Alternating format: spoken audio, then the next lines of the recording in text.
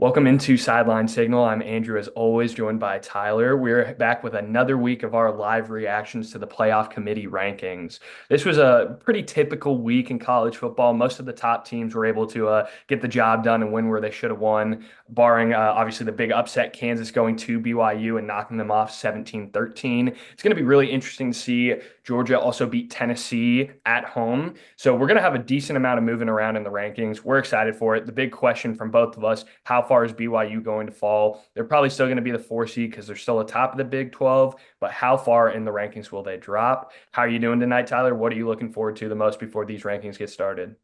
I'm doing well. Another crazy weekend of college football. We came out with our own resume rankings last night based on like the math of it and looking purely at a resume. I'm interested to see how close matching up it is. Obviously, you talked about it a little, but where is BYU going to go now sitting at 9-1? They have that loss.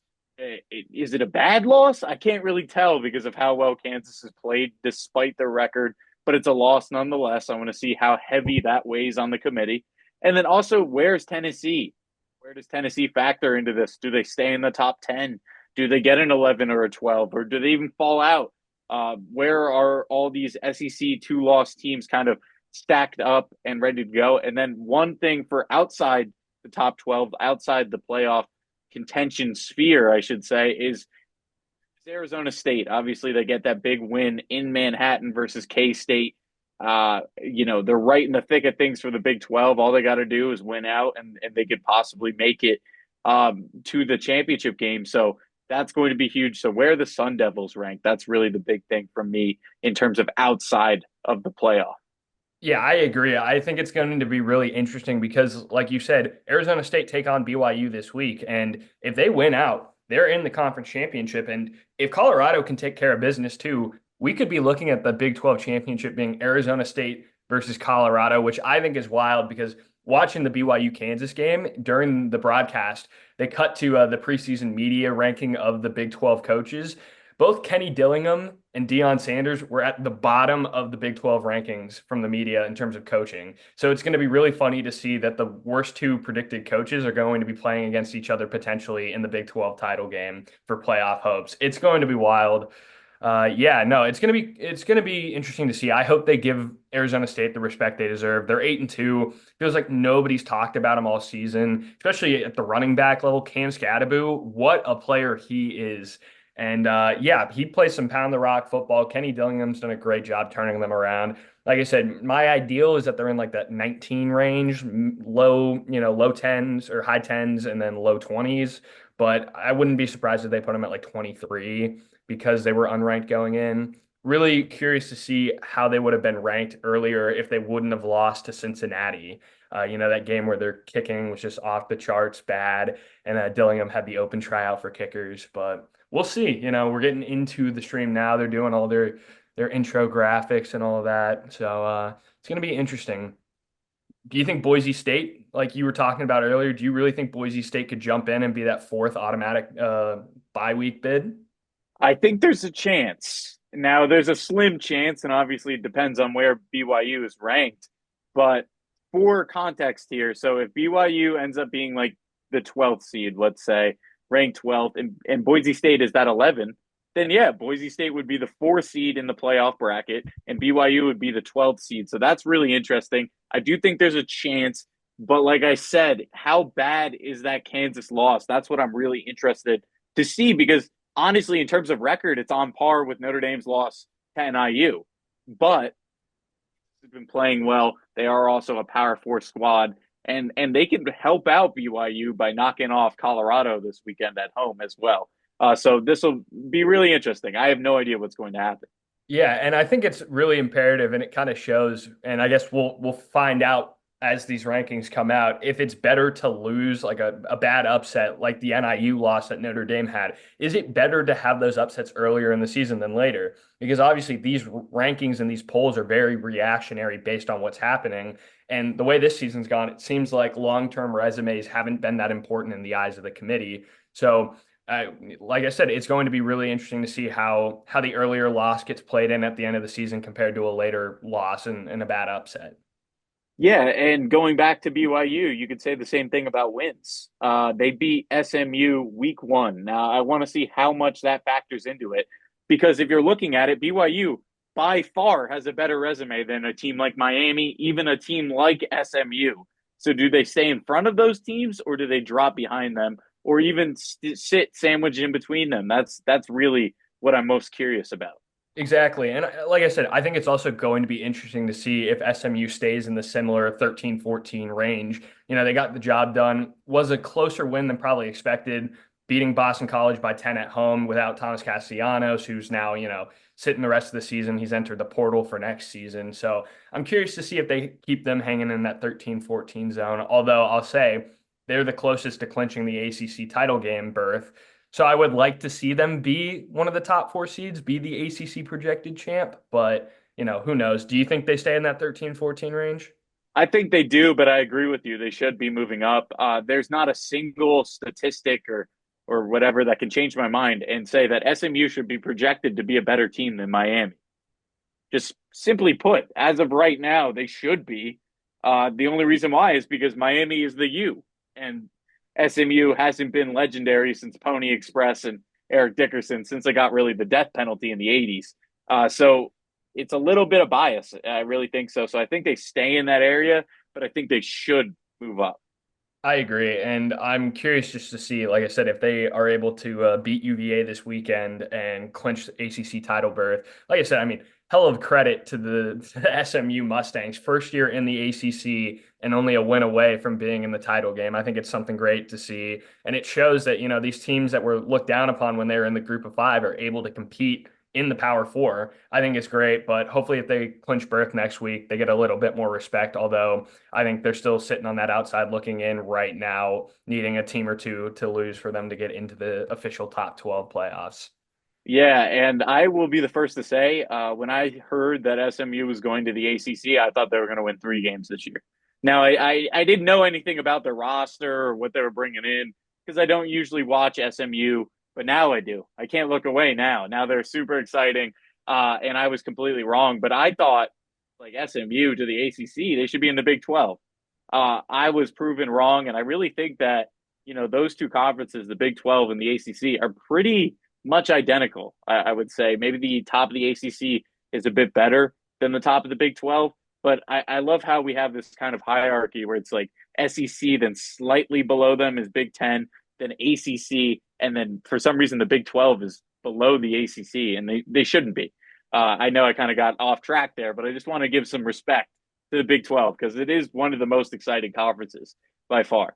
I agree. And I think it's shown in terms of entertainment value with all the crazy upsets and how the conference has effectively split against each other. I was telling you, I think yesterday, that we could see a potential chaos scenario. Actually, I'm going to cut away because the rankings are coming out now. Scrap that. Let's see who's at 25.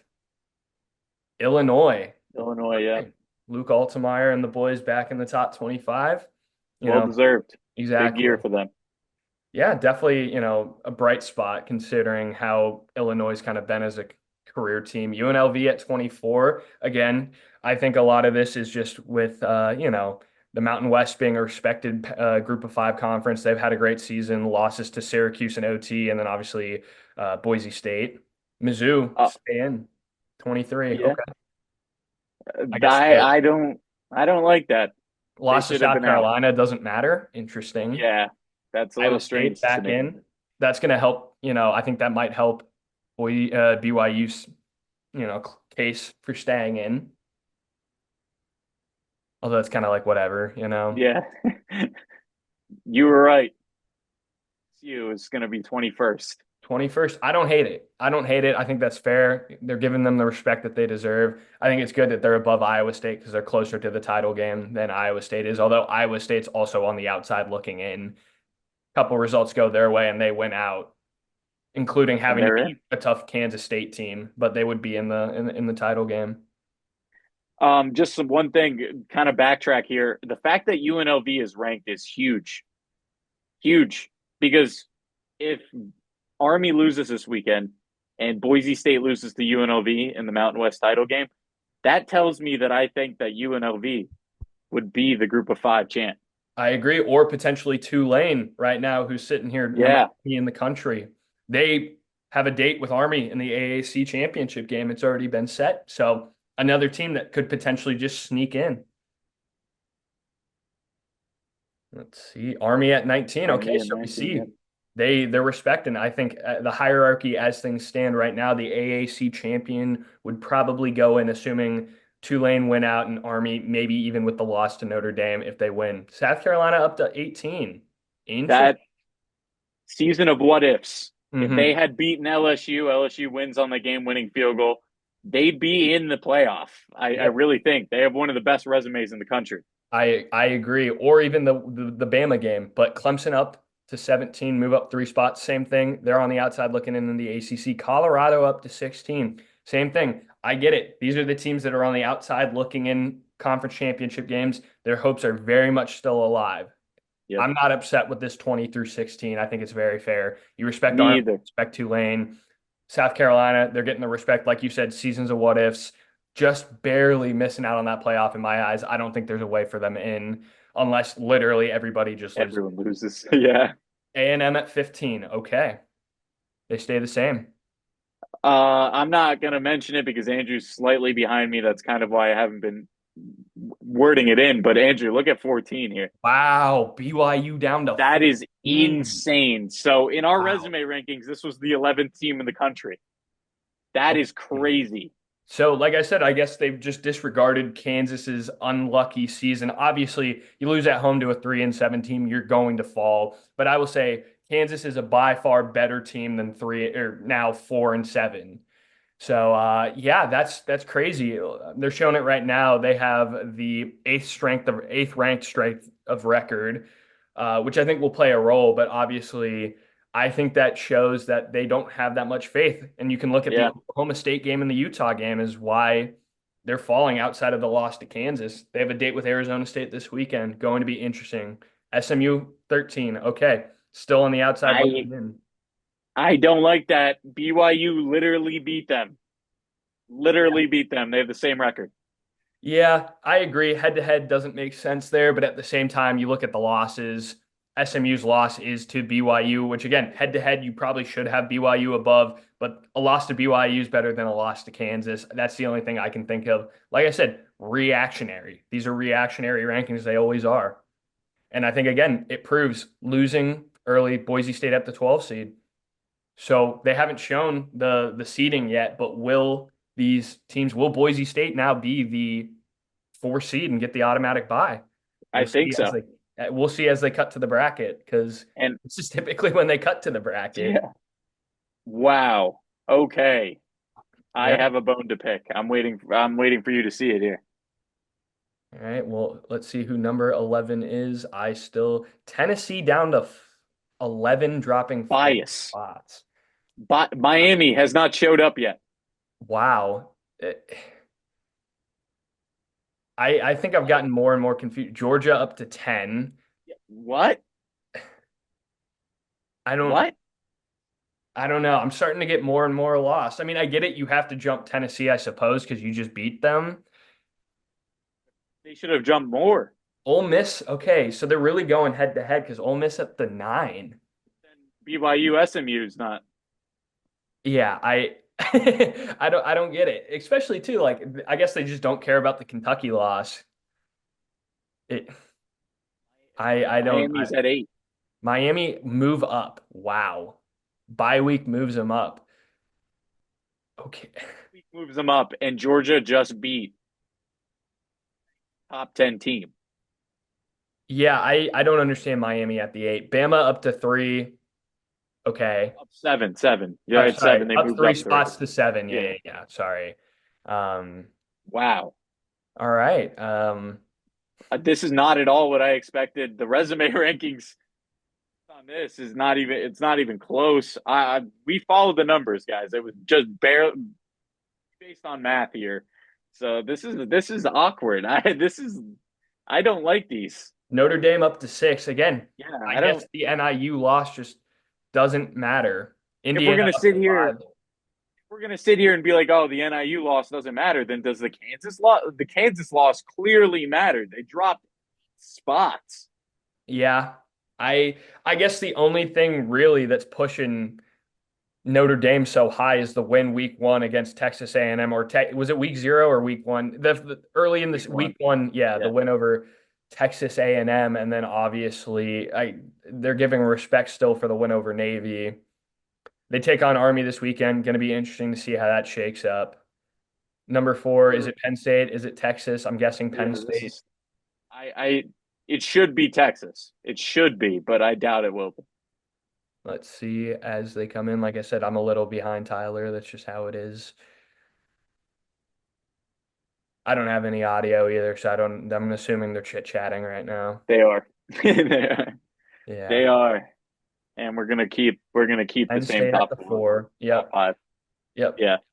I mean, I guess I get it because, like I said, all of them handled business or were on bye. Nothing crazy. No need to shuffle around the top five. This is what the committee likes. But I'm very shocked to Yeah, see. me too. I'm hoping they show us the projected playoff bracket because I feel like I'm still unsure with how it shakes up as we stand. All right, here we go. Here we go. Okay. They're breaking us in. Okay, good. Because I was gonna say I'm quite unsure of what it looks like. Like I said, I really am interested now that to see if Boise State is the four seed. Tennessee and SMU would be the two teams out as we stand, which is crazy. I still think the utter disrespect to SMU is ridiculous. There we go. Yeah. Boise Yep. State would be the four seed as we stand. Wild. Wow. Wild. A group of five team possibly having a bye in the first playoff as well as the Heisman winner. That is pretty crazy. Yeah. Things. Things coming up. Now, the one thing that I will say I'm a little salty about if this were to be the final week and let's just say the playoff comes out like this, they don't get a home game.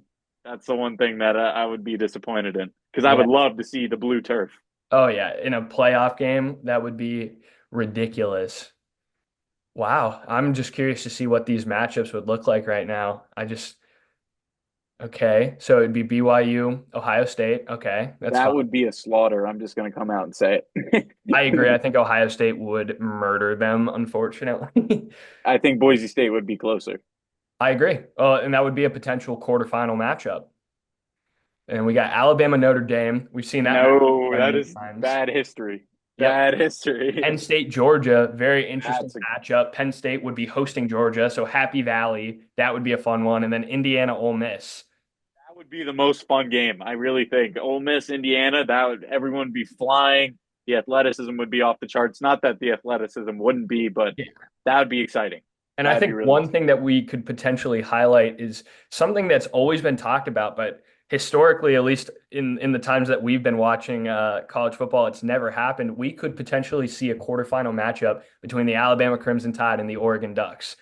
Plenty of Wow. years where that people thought that would be the national championship. 2014, probably the most recently with Marcus Mariota. But that was the year of Ezekiel Elliott and Cardell Jones when they won, beating Alabama in the semifinal and Oregon in the Natty. But even a few years back to that, the AJ McCarron years when they beat Notre Dame, when Notre Dame had Manti Te'o. If Oregon doesn't lose to Stanford late in the season, that's the national championship game.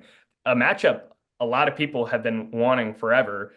We saw a little bit of it 2010 when they took on Auburn, but the old former top of the Pac-12 versus one of the top teams in the SEC, that could be interesting. But we could potentially see Notre Dame, Oregon, which I think would also be a great matchup. Yeah, that would be really cool. And that's part of it. That's part of why expansion is so beautiful is that you get matchups that you would never get. Like these guys don't schedule week one out of conference games against each other like this. Not usually, at Yeah. least I should say. A new deal that just kind of happened today actually was that Notre Dame and Texas are going to do a home and home in 2028, 2029. Another kind of big home and home that's coming up is Clemson and LSU. I know LSU will be at Clemson week one next year, but you love to see that. But the expanded playoff gives us those options. So Andrew, now that we've seen all of these rankings, like, what is your biggest takeaway? What do you think? What's the biggest factor of the rankings? I still want to say I think they're going based on the hypothetical with the rosters. It really does look like it because they're giving so much credit to Miami because of, just stats and the roster. They have Cam Ward, who's a Heisman finalist. They have Xavier Restrepo, who's one of the top receivers in the country. But in reality, I get it. Kansas 3-7 was not, it was a home loss. I understand BYU dropping to 14, and obviously they're still in as the 12 seed. But in my head, I don't understand Miami being at 8. I feel like 10 is probably the max that they could be at. And so it's kind of ridiculous. And I don't understand. I guess they have the faith that Miami will just cruise through and win the ACC because SMU right now, better resume. They have the same record, but I would say with a better loss than Miami does. And they're atop of the ACC and undefeated. They should be the team that has the ACC bid right now.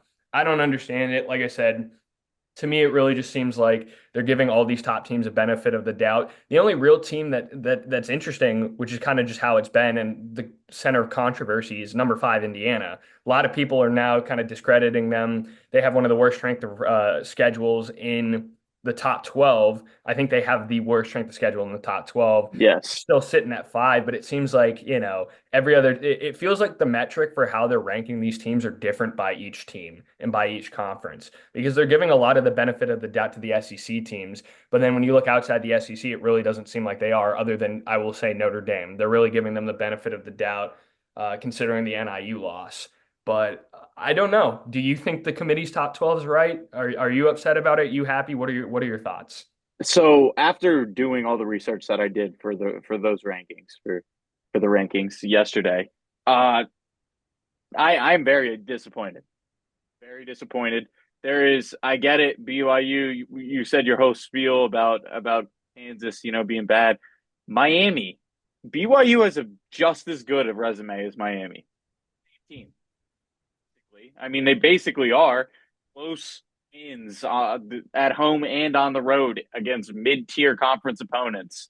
A slip up against a mid-tier conference opponent. Kansas is lower than that, but they've shown Kansas has the best resume of a 4-win team ever. And they have a chance to even add to that. And my question to the committee is, if Kansas goes 5-7, K State wins out, has another key win. Is that the difference? Like, what if Miami, a 2-loss Miami, let's say Miami loses the ACC title versus a 1-loss, or it would have to be 2-loss, right? They would make the Big 12 title game. So yeah, a 2-loss BYU with a loss to Arizona State and Kansas, and a 2-loss Miami with a loss to Georgia Tech and SMU. They would have to go with Miami, but like it. I feel like they should be on the same tier. We're splitting hairs here. And then, you look at a team like Georgia, who's at 10. They are second in strength of record and first in strength of schedule. They have 4 ranked wins. I don't care what your record is at that point. You got to be in the top 8 at least. I really think that. Like, for our rankings, for mathematically, they were the 7th team. And the only reason they weren't 6 was because of Alabama in the head-to-head there.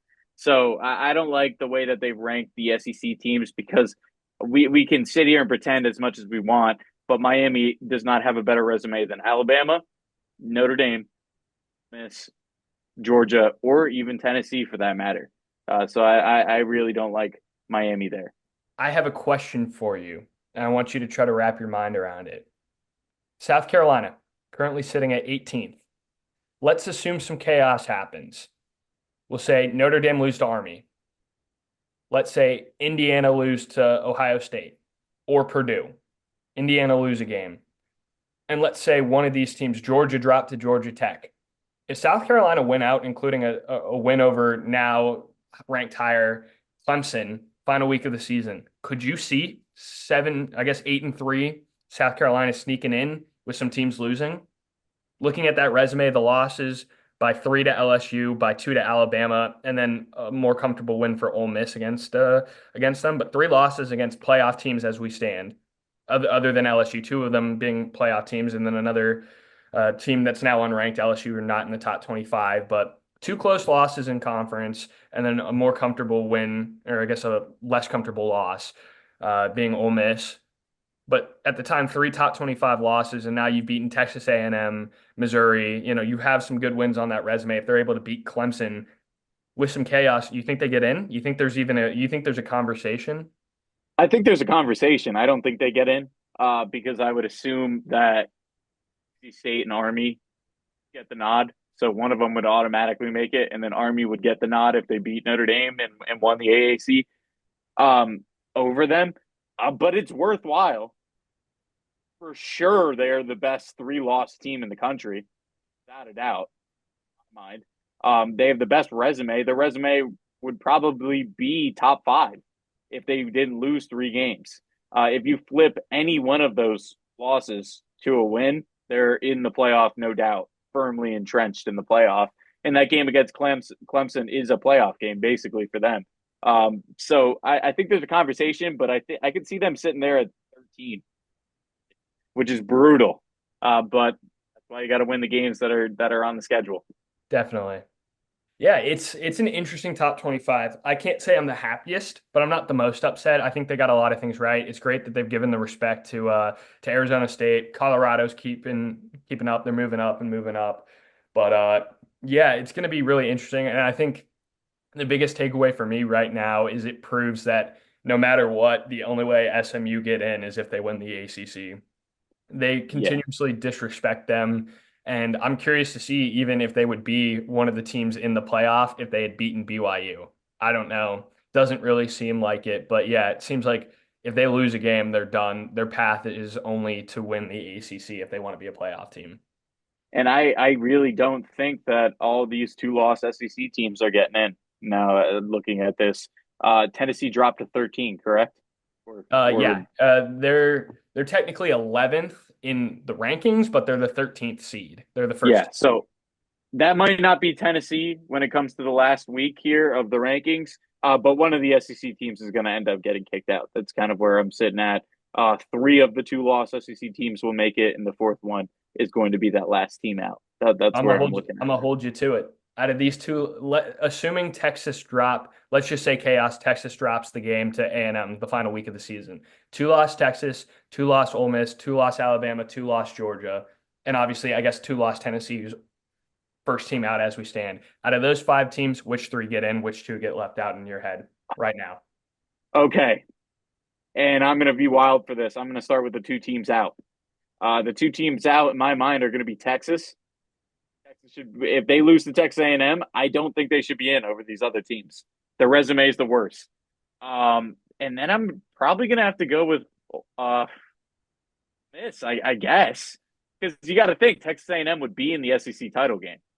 So who wins that matchup? I guess it would be. What's the all right? So I'm going to go with this scenario. Texas A&M loses to Alabama in the title game. Then the two teams out should be Texas and Texas A&M. You have to count that loss. The SEC title game is going to count as a loss more than any of the other conferences. If say Texas A&M wins the conference, then it would be Alabama, and I think it should be Texas. It won't be Texas. Ole Miss will be that team that gets kicked out if all those teams have two losses. Yeah, it's going to be wild Which to see. I don't know. I keep trying to calculate everything and think I can understand it, but I really don't know. there's no way. Yeah, and like I said, there's 2 weeks left in the regular season. Crazy upsets could happen in those weeks. Everything could change. Some of the conference title games are starting to get solidified. Like I said, Oregon's already clinched the Big Ten title berth. They could take on either Penn State, Indiana, or Ohio State, depending on how these last 2 weeks shape up. SEC is not decided yet. Big 12 is not decided yet. And yeah, and the ACC is yet to be decided yet. So we have a lot of football left to be played and a lot more for us to stress and lose hair about. It's going to be an interesting next few weeks, but like I said, who knows? What do you have? All right. To kind of wrap up before Andrew gives us our little outro with a bow on top, I wanted to explain why Texas would be that team that gets out. And I'm just going to present the strength of schedule for each of these SEC suitors. So, for reference, the Texas Longhorns currently have the 38th strength of schedule. Then you go to other teams in the conference that are biting for those couple of spots. Alabama, 16th strength of schedule. Georgia, first overall strength of schedule. Ole Miss, 29th strength of schedule. Texas A&M, 10th strength of schedule. and then Tennessee is the 18th strength of schedule. So if you look at it, Texas has got the easiest schedule by far, and they haven't looked nearly as impressive as those other teams. You think about every single other team that I just listed that isn't named Texas, they have first of all, a statement win, and they've looked impressive at certain points during the season. Find me a game where Texas looked impressive against a competent opponent, and you can't. So that's why I would leave them out. That's all I wanted to say.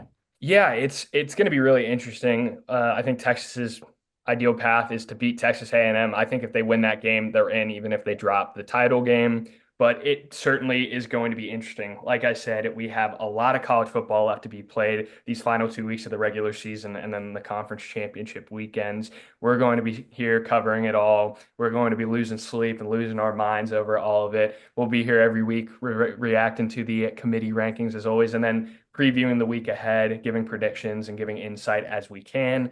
This has been another episode of Sideline Signals, reactions to the committee rankings live. Thank you so much for listening in. Andrew, always joined by Tyler. We love doing this. So if you like content like this, make sure to like, share, subscribe, comment if you want. Let us know your thoughts on this rankings. Who do you think's too high? Who do you think's too low? Follow us on TikTok as well at Sideline Signal. We post a lot of content weekly there. The majority of our content falls there, and then we upload twice a week, most weeks on YouTube here. We're also on Spotify under the same name. So if that's your preferred way to listen into us, thank you for listening, and make sure to check us out there too. But other than that, that has been our live reactions to this week's committee rankings. Thank you all, and have a great rest of your night.